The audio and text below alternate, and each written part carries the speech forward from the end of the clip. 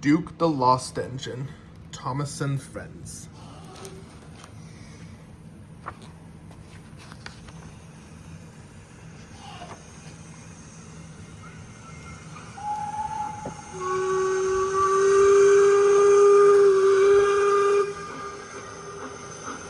Granpuff.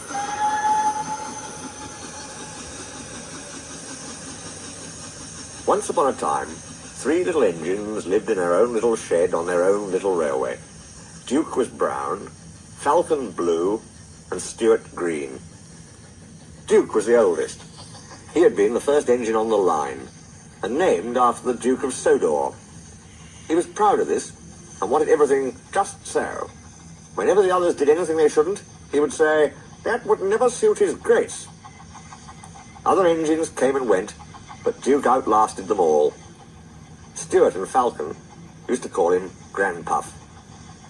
Duke was fond of them and tried to keep them in order. They were fond of him too, as he was so wise and kind, but they did get tired of hearing about his grace. Sometimes they would wink at each other and chant solemnly, "Engines come and engines go, Granpuff goes on forever." "You impertinent scallywags," Duke would say indignantly. "Whatever are young engines coming to nowadays?" "Never mind, Granpuff, we're only young once." "Well, you'd better mind, unless you want to end up like number 2. "Oh, Granpuff, whatever happened?" "Number 2, said Duke, was American, and very cocky. He rode roughly and often came off the rails. I warned him to be careful. "Listen, bud," he drawled.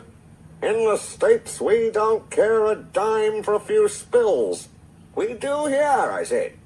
But he just laughed. But he didn't laugh when the manager took away his wheels and said he was going to make him useful at last. Why? What did he do?" "He turned him into a pumping engine. That's what. He's still there, behind our shed." Stuart and Falcon were unusually good for several days.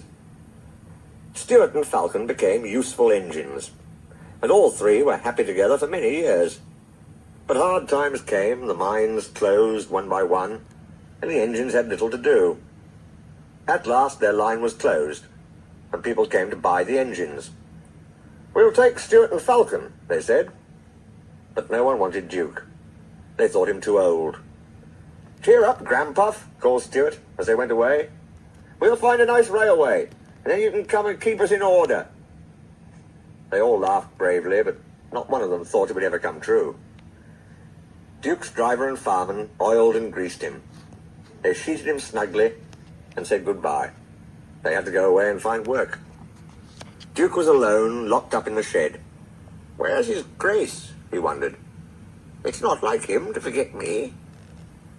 But his grace had been killed in the war, and the new Duke, a boy, hadn't heard of his little engine. "Oh well," said Duke to himself, "I'll go to sleep. It'll help to pass the time."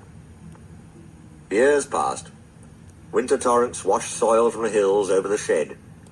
Trees and bushes grew around.